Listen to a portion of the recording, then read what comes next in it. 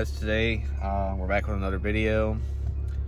So today we're actually going to fix my buddy's steering wheel. Obviously this is my car. He's gonna be on the way now with his 9th gen.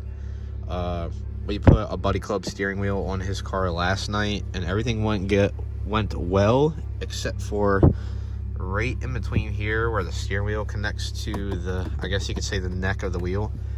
The clock spring kind of broke, so all the tape, I guess you could say, that runs all these steering wheel controls snapped in half when he went to get a turn. So he picked a new one up from Honda this morning, and we're just waiting on him to get here now. So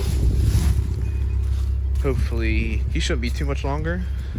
I also want to go over something that I just did on Wednesday or Tuesday, like 2 days ago, that I didn't film.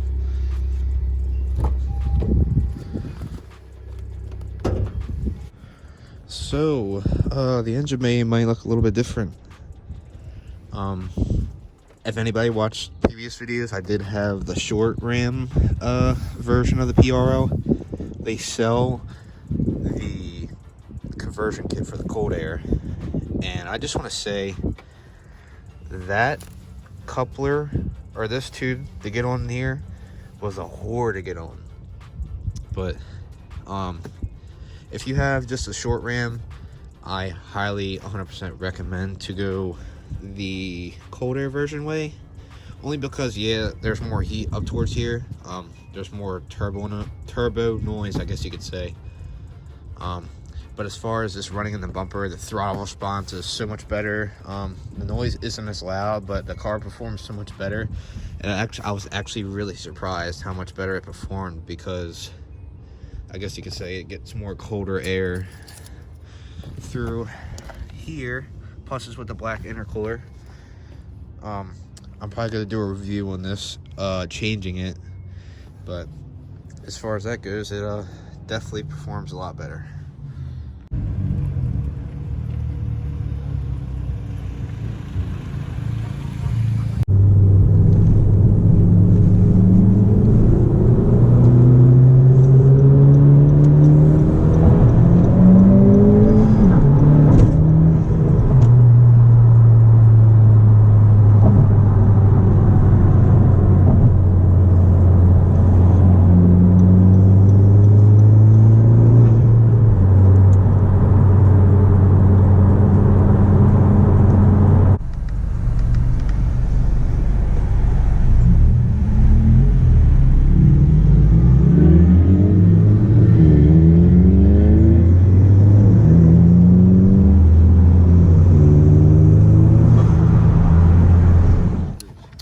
So this is the nice BuddyClub that Gordon was trying to install, and he tried to yeet the steering wheel off, and the whole clock spring broke off.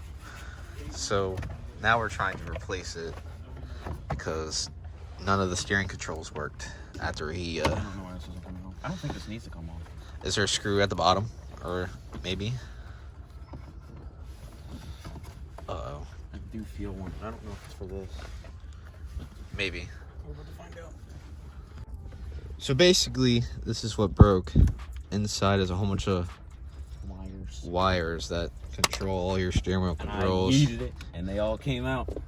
And I tried to put them back together, but one of them got cut. Yeah, so if you break this, this is a $50 out of your pocket. Just make sure you don't yank the steering wheel off. No. I had to take those out. I don't need to take those No, off. you don't need to take those off. That's not a part of this, Gordon. It's not. But the module on that, this piece on the back. Oh yeah, we had to switch this out to switch over because it's car specific.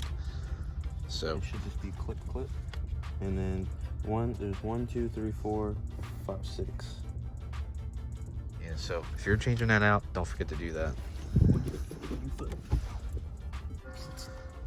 So I think before we put everything back together, I think we should just plug the 2 plugs in and just see if it works before we, you know what I mean? Before we get too deep in putting it back together, just to make sure. Even though it's probably definitely the issue. So this is gonna be lined up with this. Wait, so I'm an idiot. What do you mean? So this, okay. So first start with reeling this through. And then we just have to have the horn as the yellow one. It doesn't have to be on all the way. This is the weirdest noise. And then wherever my 10 mil is, Brian's car.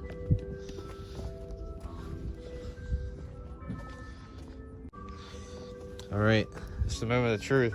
Ready? Yeah.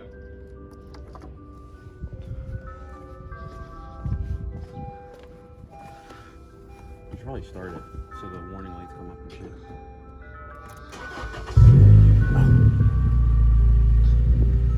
Yay! Woo! Let's go, baby! Yes. So big tip if you ever having issues to where your steering wheel controls won't work after doing your aftermarket steering wheel, change the clock spring because you probably broke it.